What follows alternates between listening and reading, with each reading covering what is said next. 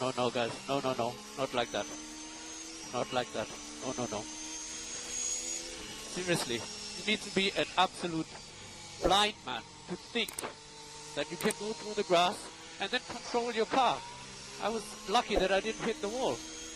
Where the hell I am supposed to go? This is a wrong world. Tell you. This is not fair. Great crowd. Great race, ragazzi. Grazie. Grazie, ragazzi. Bene, Seb, hai vinto. You win the race. You win the race on track. That's more important. You are the winner today for us, for the team. We appreciate your effort. Keep your head down. Stay calm. We will do whatever. I'm not staying calm. This is not fair. This is just not fair. And pull the brakes, please. Pull the brakes. I am pulling the brakes. I'm angry. And I think you know why. And I have a right to be angry.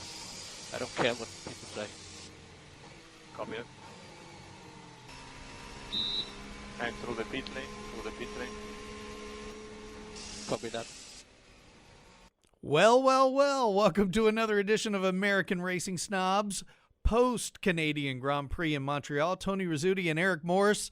I don't know, Eric, there's not much to talk about. What should we talk about today? Let's see. There was only IndyCar in Texas. Let's see. There was a pretty good midfield scrap, and just one of the most controversial finishes of the modern era of Formula One. A lot to unpack here on American Racing Snobs. Sebastian Vettel, obviously frustrated is an understatement to describe his post-race temper tantrum that he pitched ahead of the podium before eventually coming up there. What do you say, Tony? You're a Ferrari fan. You thought you had one, didn't you? I'm still gutted. 24 hours later, I'm gutted because they did everything, at least with that car, they did everything right. Vettel went out very fast in practice. Everything but one thing. Had Mercedes on their heels, went out and won the pole. Wow, really? This is amazing. And then goes out and literally, other than pit stops, and I think even during pit stops, led every lap of the race. Lewis picked up a couple on the green flag. Did he get a couple there? He did. He led 3 laps in the middle of the race, is what the box score says. And I guess we'll get to the incident in a second, where I still stand frustrated in the call, but just in the race, we've been waiting for years to have at least the top 2. We'd love if it was 3 or 4, but at least the top 2, the big guns, Mercedes and Ferrari, to be on truly equal footing, right? Where you attack and either car could win, and I felt like that's what we had in this Grand Prix. Vettel got out to a huge lead, and then Hamilton starts picking away, closer. Felt like he was going to eventually get by. Then Vettel kind of turned up the wick. They gave him more motor. He pulls away. But, I mean, literally it was DRS away from a pass every lap. Hamilton forces him into the error. I don't think it was a mental error on Vettel's part in turns 3 and 4. I think he was having to drive that car literally on the edge at that point in the race because Hamilton was coming quick. I think he was literally on the edge of what that car had, and it got away from him. And he gathered it up. He was able to stay ahead. Hamilton continued to try to get by him, which would have made me feel a whole lot better, but he couldn't. Like, that's what we've been begging for as fans. Even if you're a Toro Rosso fan, if you're a Haas fan, this is what we've been waiting for, the 2 best to be on equal footing. And then it comes down to a decision by the stewards that I thought Toto Wolff put it best. This was a 60-40 call. If you're a Mercedes fan, you're in the 40. If you're a by the letter of the law and there's no wiggle room, you're in the 40. Everybody else thinks this is a horrible call, and Toto almost went as far. He didn't go that far, but he almost went as far to say, look, I think it's a silly call too, and if we want to do away with it and let these guys go wheel to wheel and put the danger back in it, but racers are going to race, I'm the first one raising my hand to say, let's do that. I mean, he almost went as far to say, we got away with one today. They had to do what they had to do from a you got to from a Mercedes standpoint, you got to call it in, right? I just think it was a horrible. I don't know what he was supposed to do. That to me wasn't a guy who made a mistake and then was trying to rush back on the track to block his opponent to go. That was a crash that just never happened. Well, Tony, first of all, anytime a race is decided by the stewards, it sucks. It sucks for the race fans. It sucks for the drivers. No one wants it. The stewards didn't want to be involved in that. I felt bad for Hamilton after the race. Like once he, what do you want me to do? Once that wore off, he kind of he said, "I didn't make this call. Well, he did. I didn't do this to you. It's not his ruling." Now they have to do that. Now, they have to call it in. You mentioned what's he supposed to do. You're supposed to stay on the goddamn racetrack, Sebastian. 100%. You're supposed to stay on the racetrack. Now, did he try to block Hamilton there? No. I think he's just hanging on for dear life. I don't know how he never hit the wall. He made the mistake, Yep. and he put Hamilton in a dangerous place. The rule is you cannot rejoin in an unsafe manner, whether you're under control, whether you're out of control, whether you're at Bahrain where there's a shitload of runoff area, whether you're at Montreal where there's nothing but a concrete wall. If that happens at Bahrain, Hamilton gets on the curbs and sails by him and wins the race. It sucks that they had to do this, but I think it's right. Wow. Because Sebastian Vettel was forced into a mistake, and Hamilton should have gone by if Sebastian didn't rejoin the track in an unsafe manner. I hate it. I don't want to see Lewis Hamilton win a race that way. Lewis Hamilton doesn't want to see him win a race that way. It's a black eye because in IndyCar, you probably don't see that call. In NASCAR, you never see that call. No, the pass in the grass would have been a 5-second penalty to Earnhardt. Oh, yeah. It had never been a historic moment. It had been just a penalty. If that happened for fifth place, if that happened in qualifying, you'd say that's a no-brainer. He impeded someone. It was dangerous. That is the rule. You want to change the rule? I'm all for changing the rule. But they had to make that call.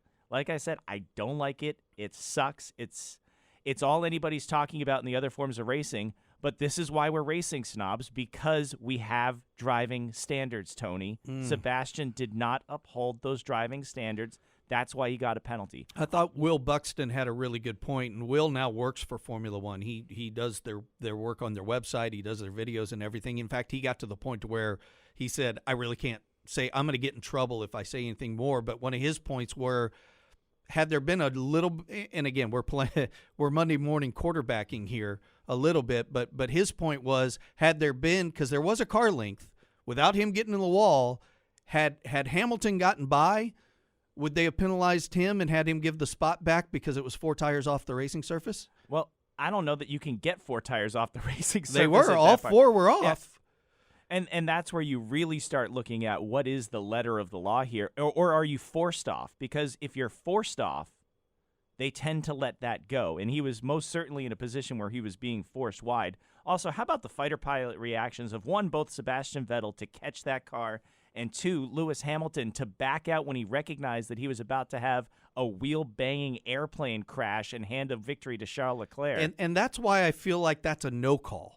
The fact that the other if they didn't call it, I don't think I'd be one bit upset. I'm also not upset that they called it. I'm upset that a great race has been marred, because we should be talking about how I was so excited last night when I started watching this race, and I see that you don't get a confident Lewis Hamilton on the radio in second place that often. He's more of someone to say, what's the matter, guys? Why am I doing this? I don't like these tires.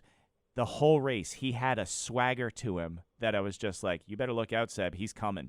And when that pace started to show up with about 20 laps to go, I'm like, we've got 20 exciting laps of the 2 best drivers of their generation in pretty equally matched cars for maybe the only time this year. And it was a battle to behold. Mm-hmm. And it still lived up to it, but no one's going to remember how great a race that really was. They're just going to remember the stewards. Yeah, it sucks. It does suck. And there were other great stories in there. Daniel Ricciardo and Renault being faster than the Red Bulls, straight up faster than the Red Bulls. Danny Ricciardo's best race of the season. Hulkenberg right there in 7th. I mean, Lance Stroll, Tony. Outstanding. Lance Stroll. I was telling my wife this. I gave you a hard time about Lance Stroll. That was a drive. There are times that Lance Stroll deserves to be given a hard time. There are drivers that you probably don't think belong in F1. You go back to like the Pastor Maldonados, maybe Antonio Giovinazzi, someone like that. They can all drive. And when it's their day, they can impress you. And that was Lance Stroll's day. Started in 17th, comes home in 9th. Hats off. You know, we've been critical of the boy. He drove his butt off. Great drive. Let me give you a bunch of the drivers, former drivers, other sporting drivers kind of weighed in on the penalty. Alan McNish, not really sure what Vet could have done differently when rejoining with the momentum he had. He was always going to end up where he did. Tough decision for Vettel. Mario Andretti came out and said that's not what that rule was put in place for. That was a crash that just didn't happen. Mm-hmm. Hate it. I mean, it was on and on and on. You couldn't find a person that thought that was a good call. And that's unfortunate. Now, here's what's even more odd. Like, this story just gets more and more odd the more you hear about it. Ferrari has filed an appeal on the rule, and there's a few people I follow on Twitter that seem to know the rules pretty well that's like, this is not an appealable ruling. However, the FIA is going to let it be appealed. What? Is that just saving face to the public? They're going to end up holding it up? And F1 is confusing, man. They have all these politics. I think back to 2008 at Spa when Lewis Hamilton got forced off the racetrack at the chicane, passed Kimi Räikkönen, gave the spot back, and then repassed him to the next corner. They ruled that he didn't give the spot back enough and took his victory away. But that was hours after the race. So credit to the stewards for at least making the decision in a quick manner so it's not settled post-race. And the problem with appealing this is, and I don't believe that Lewis, I think if Lewis could have gotten by, he would have, even with the penalty, just to take the stigma off of this race. But as soon as you know you're racing someone with a 5-second penalty, it's like the alternate timeline of history baseball rule. As soon as you say, oh man, if that guy had walked, that instead of struck out, that home run would have been a 2-run home run and we would have won instead of going to extra innings. Well, no, he might not have thrown you that pitch if there's a guy standing on first base. Same thing in racing. Lewis may drive differently because he knows he only has to stay on his gearbox to win the race. I don't think he would have passed him if we're being, conjecting, but the call was made. People reacted on the racetrack to that call. You have to stick with the call whether it's right or wrong because now you've altered the facts of the race in the race. Oddly enough, I was thinking back to Truth in 24, the great Le Mans movie that NFL Films did with Jason Statham about Audi. I was thinking back to Monza, the 1,000-kilometer race in 2008, where Audi and Mike Rockenfeller had a similar situation where they thought they had to pass the Peugeot.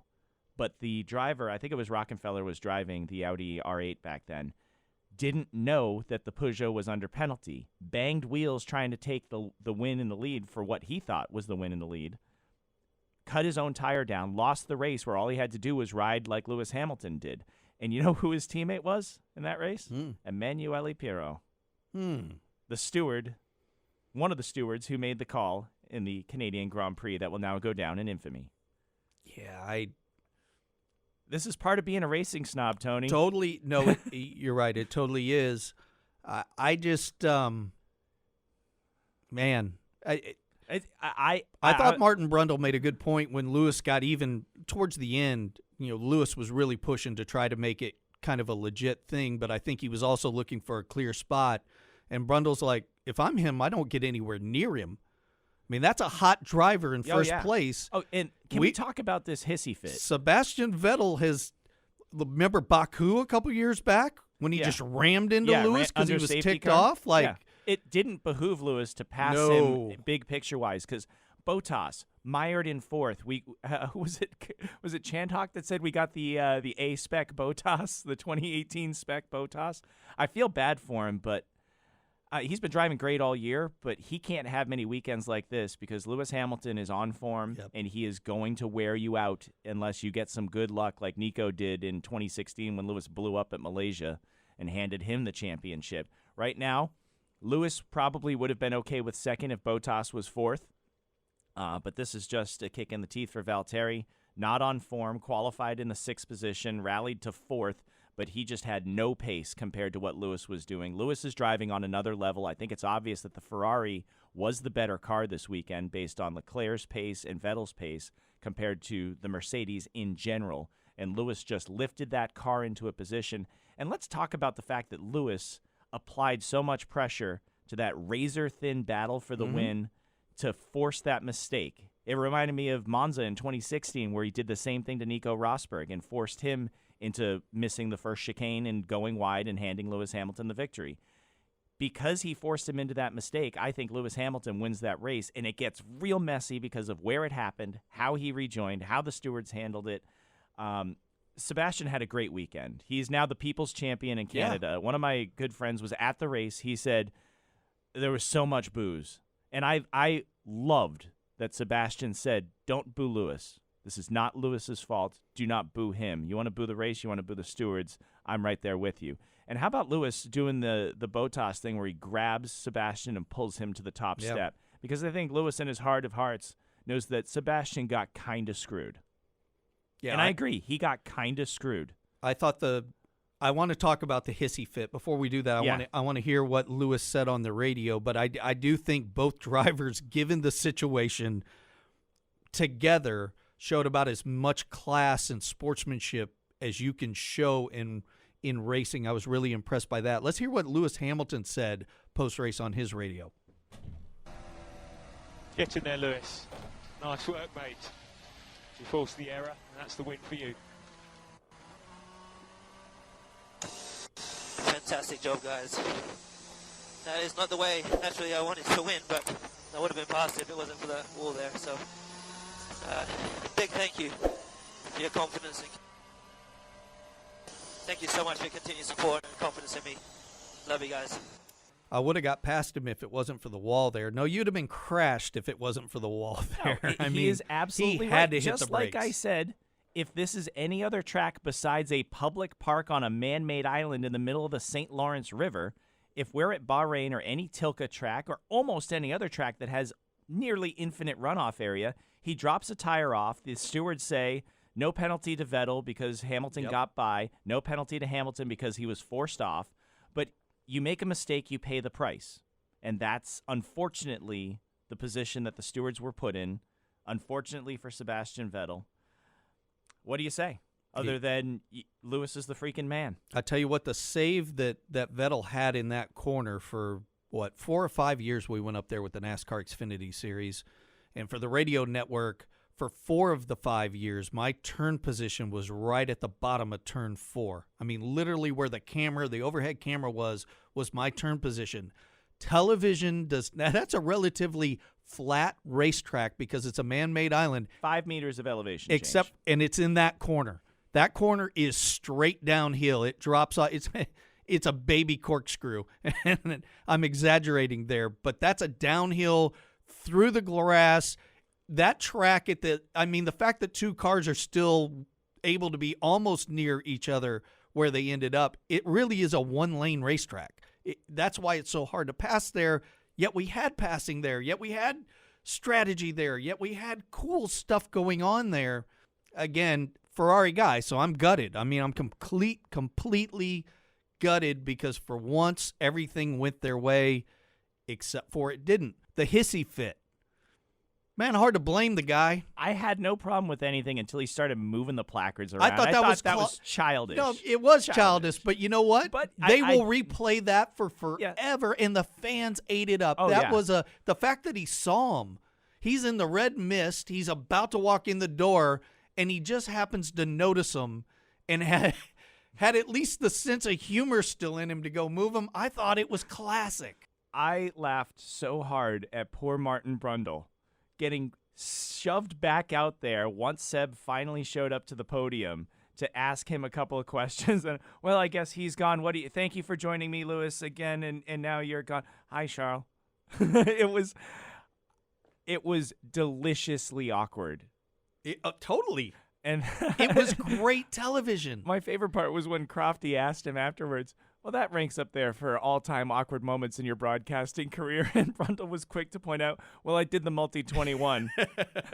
If you're not familiar, that was when Sebastian absolutely assassinated Mark Webber in a ruthless non-team order maneuver where Webber had the race won. The team told everyone to dial the engine back because they needed him for another week. Mark dialed his back, and Seb did not, and took the victory. Literally stole the victory from Mark Webber, and they were not too happy at Red Bull. Christian Horner was not pleased. Mark Webber was not pleased, and Mark Brundle in the middle of that situation. But it was good for the sport. It was bad for the sport.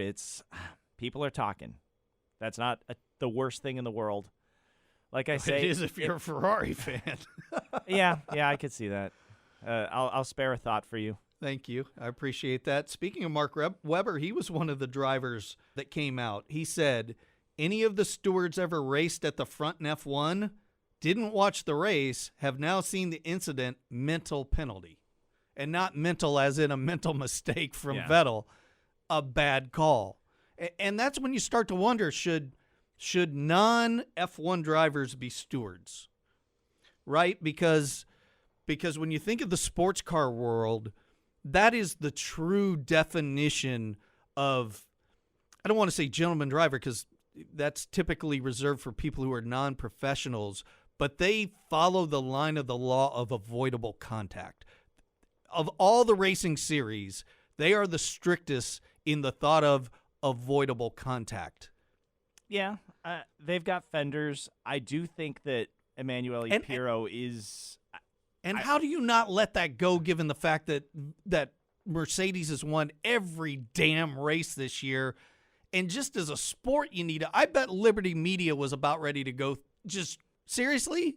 Our most popular car in series, like every flag up there is red, and you're going to penalize them when we need another team to win because we're starting to be accused of being this boring follow the leader thing again? First of all, how do you not let that go? So Pirro's a 5-time Le Mans winner. He's not a scrub just because he didn't run in F1. I didn't say he was a scrub. He's a 5-time overall winner at Le Mans.